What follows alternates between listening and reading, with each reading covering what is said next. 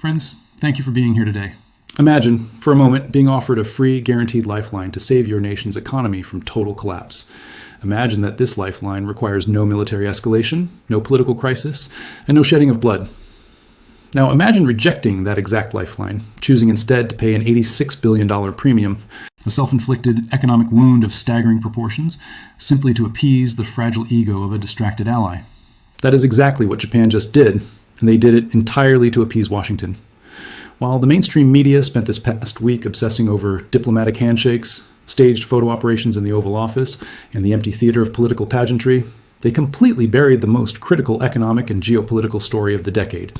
We are witnessing the terrifying new math of American alliances, and it is a mathematical equation that ends in the collapse of our global hegemony. Japan, the fourth largest economy on the face of the earth, is completely and entirely dependent on the Strait of Hormuz. 93% of their imported oil flows through that narrow, volatile choke point. It is the jugular vein of the Japanese industrial machine. And just days ago, Iran secretly offered Japan a VIP pass to send its ships through the strait completely unharmed, for free. No American warships required, no coalition obligations. Just a quiet, bilateral agreement to keep the oil flowing and the factories running. Japan said no. Instead, their leadership walked into the White House, bowed to American transactional demands, and wrote a check so massive it will irreversibly alter global energy markets for the next decade. Pay close attention to what I'm about to tell you, because what happened in Washington this week exposes a fundamental rot at the core of our foreign policy. It is no longer about mutual defense. It is no longer about shared democratic values or strategic deterrence. It is about protection money. It is an extortion racket disguised as diplomacy. And at the exact moment we are forcing our oldest allies to pay up for our Middle Eastern blunders, we are leaving the back door of the Pacific wide open for China. Let's pull back the curtain on exactly how this extortion was executed, starting with a buried offer the media ignored and an impossible ultimatum delivered by Washington. To understand the sheer magnitude of this geopolitical disaster, you must first understand the exact leverage being used against Tokyo. You need to look at the cold, unforgiving reality of Japan's energy vulnerability. Japan is not a resource-rich nation. They have built an economic empire on the processing of imported raw materials. Currently, the Japanese government holds exactly 90 days of crude oil in its strategic petroleum reserves. 90 days. Let that number sink in. That is a ticking clock counting down to national paralysis. After 90 days without a secure supply chain, their automobile factories stop dead. Their electronics manufacturing halts.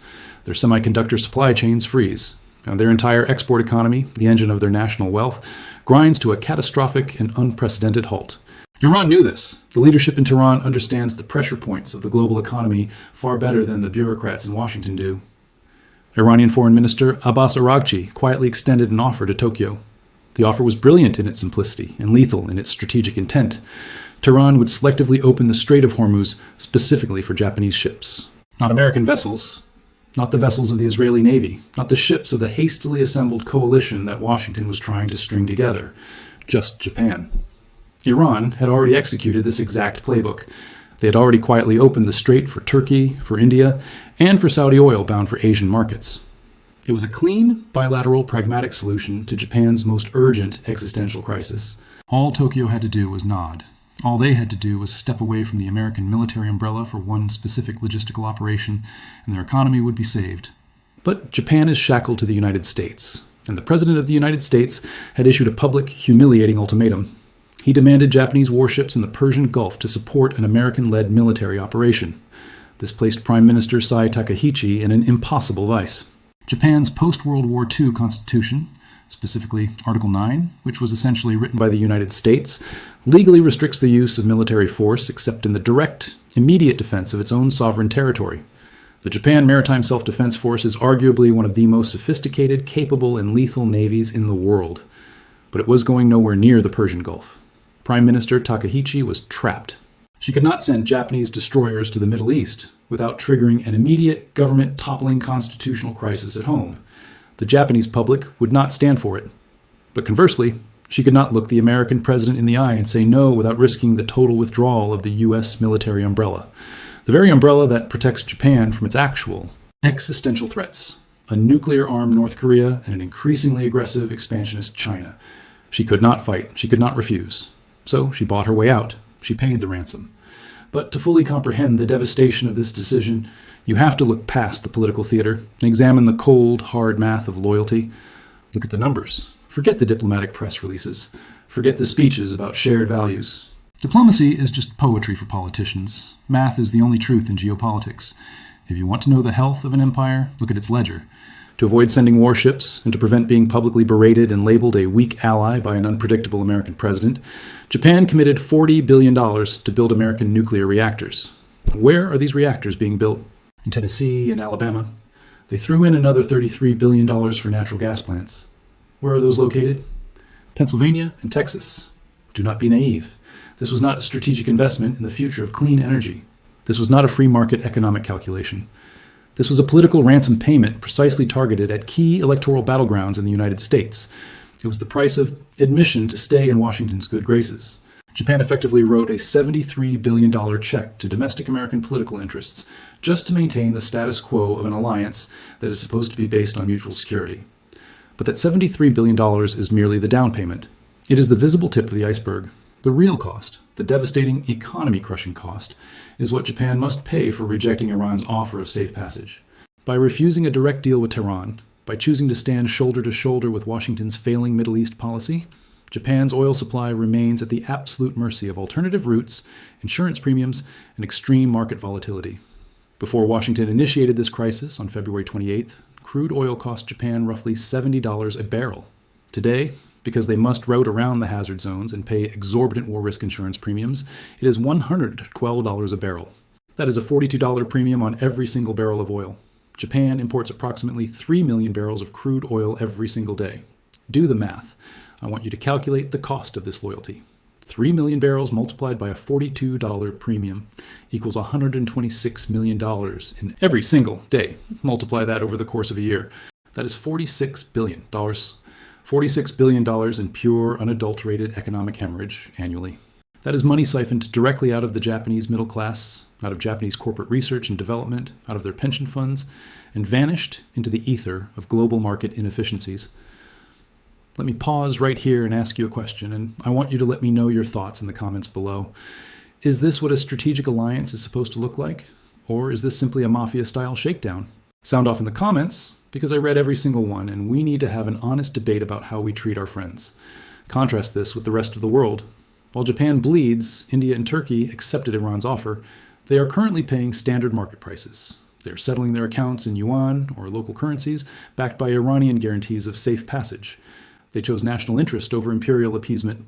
Japan, our most vital ally in the Indo-Pacific, is actively burning through its 90-day strategic reserves, paying a $46 billion annual penalty, and simultaneously writing $40 billion checks to Tennessee and Alabama just to prove its loyalty to a Washington establishment that is fundamentally distracted and strategically lost. The alliance is not free.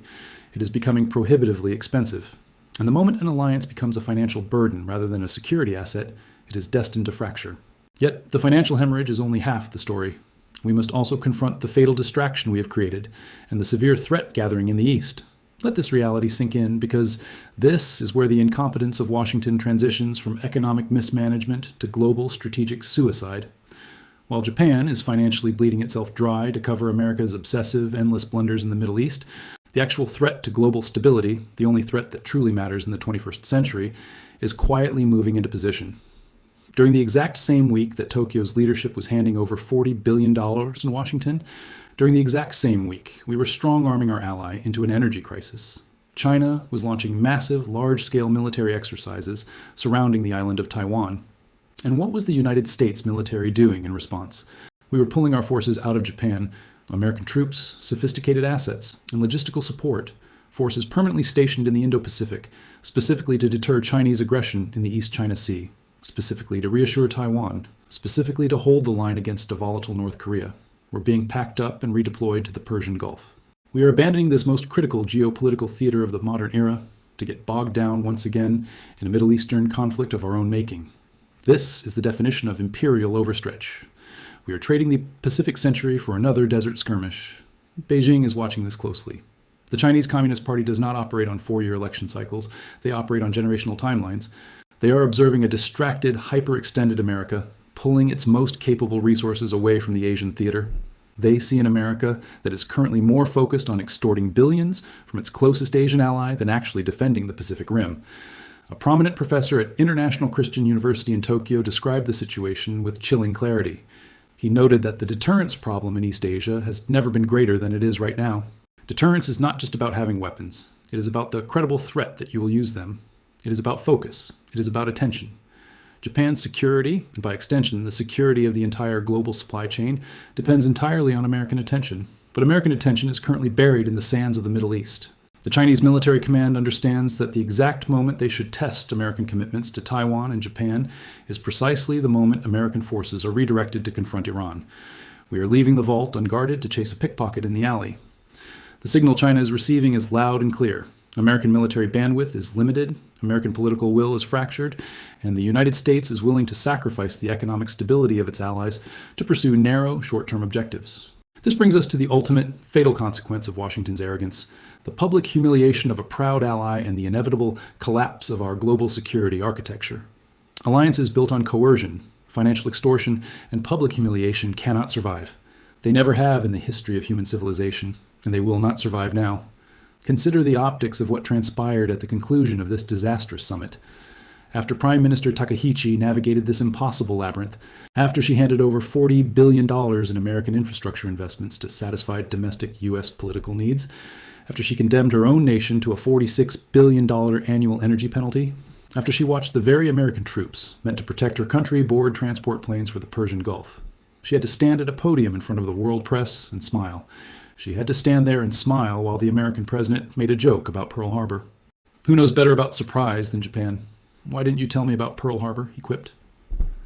An attack that killed thousands of American citizens, an event that plunged the world into the bloodiest conflict in human history, used as a cheap punchline to mock the very foreign leader who had just effectively bankrupted her own energy sector to support an American war. She laughed diplomatically, as one must when sitting next to the man who holds the keys to your national survival. But make no mistake, nobody in Tokyo is laughing. The humiliation inflicted upon Japan this week will have profound generational consequences. Japan is a proud nation with a long, complex martial history. They are currently internally debating whether the closure of the Strait of Hormuz and the subsequent strangulation of 93% of their energy supply constitutes a survival-threatening event. In Japanese legal terms, this is the threshold required to justify reinterpreting or completely rewriting their pacifist constitution. The moment they cross that line, the post-World War II order in the Pacific is dead forever. Do you think Japan will finally snap and rewrite its constitution after this level of disrespect? Tell me what you think in the comments section right now. Are we practically forcing Japan to remilitarize? I want to hear your perspective. If America continues to prove that its protection is conditional, wildly expensive, and subject to the erratic whims of a distracted political class, Japan will realize they have no choice but to protect themselves. They have the wealth, the technology, and the industrial capacity to become a dominant, independent military power overnight. And a remilitarized, independent Japan will no longer take orders from Washington. But there is a secondary, almost completely ignored consequence to this extortion that strikes directly at the financial security of every single American watching this today. We must look at the macroeconomic ripple effect of bankrupting our most vital ally, because the ultimate bill for this geopolitical arrogance is going to be paid by your pension, your savings, and the purchasing power of the United States dollar. Think about how the global financial plumbing actually works. Japan is not just an island in the Pacific, they are the largest foreign holder of United States national debt. They hold over $1.1 trillion in US Treasury securities. Historically, the massive trade surpluses Japan generated from their export economy were recycled directly back into the American financial system. They bought our debt, which kept our interest rates low, which allowed the American government to borrow cheaply and the American consumer to live entirely beyond their means. That system is now fatally compromised. When you force the Japanese economy to absorb an unexpected, unbudgeted $46 billion annual energy penalty, that money has to come from somewhere. When the Bank of Japan watches the yen collapse under the weight of 112 a barrel oil, they have to intervene to stabilize their currency. And how do they do that? They liquidate assets. They stop buying American debt, and they start selling it. This is the silent financial heart attack of Washington's foreign policy. We are forcing our biggest creditor to drain their own bank accounts to pay for our Middle Eastern mistakes. As Japan dumps US Treasuries to cover this massive energy deficit and fund these politically motivated infrastructure investments, the supply of American debt floods the market. When the supply of debt goes up and the biggest buyer steps away, interest rates skyrocket. Do you understand what that means for the average American? It means the yield on the 10-year Treasury spikes. It means mortgage rates stay punitively high, crushing the housing market. It means the cost of servicing our own $34 trillion national debt becomes geometrically more expensive, guaranteeing higher taxes and accelerating a domestic inflation spiral that will devour your retirement savings. Washington is parading this $40 billion infrastructure pledge as an economic victory, completely blind to the fact that forcing Japan to liquidate treasuries will cost the American middle class hundreds of billions in higher borrowing costs. Are you prepared for another spike in inflation and interest rates when Japan stops buying our debt? Drop a yes or no in the comments. The mainstream media won't connect these dots for you, which is exactly why we need to have this conversation right here. And the geopolitical damage goes even deeper than interest rates. Look again at the countries that accepted Iran's offer. India and Turkey. They are acquiring their energy safely without disruption, but they are not settling those transactions in US dollars. They are bypassing the Western financial system entirely, paying in Chinese yuan and local currencies. This is the rapid, undeniable acceleration of global de-dollarization. For decades, the absolute foundation of American economic supremacy has been the Petrodollar, the strict requirement that global energy must be purchased with US currency. Japan has been the cornerstone of that system in Asia. But by weaponizing our alliance, by denying them a pragmatic solution and forcing them to bleed capital, we are incentivizing the Japanese financial elite to look for alternatives. We are practically pushing the fourth largest economy in the world to start hedging their bets against the dollar-dominated system. They cannot afford to remain hostage to a currency and an alliance that demands economic suicide as proof of loyalty. The illusion of a unified, mutually beneficial American alliance system is shattering before our very eyes. The cost of American loyalty has become fundamentally unsustainable. We are behaving like a declining empire, demanding tribute from our vassals, while the barbarians mass at the gates. While Japan bleeds billions to appease a distracted Washington, the real superpower conflict is quietly being lost in the contested waters around Taiwan. We are alienating our friends, empowering our adversaries, and destroying the economic foundations of the free world. Wake up and look at the map. Demand accountability from the leaders who are selling out our strategic future for short-term political theater. We are forcing our friends to pay for our fatal mistakes, while our enemies relentlessly prepare for the future. The math is clear, the trajectory is set, and time is rapidly running out. Prepare yourselves accordingly. Before you click away, leave a comment with your biggest takeaway from this crisis. If you found this analysis valuable and you want to support independent geopolitical research, hit the like button, share this video with someone who needs to hear the truth, and subscribe to the channel so you never miss a critical update. Thank you for watching.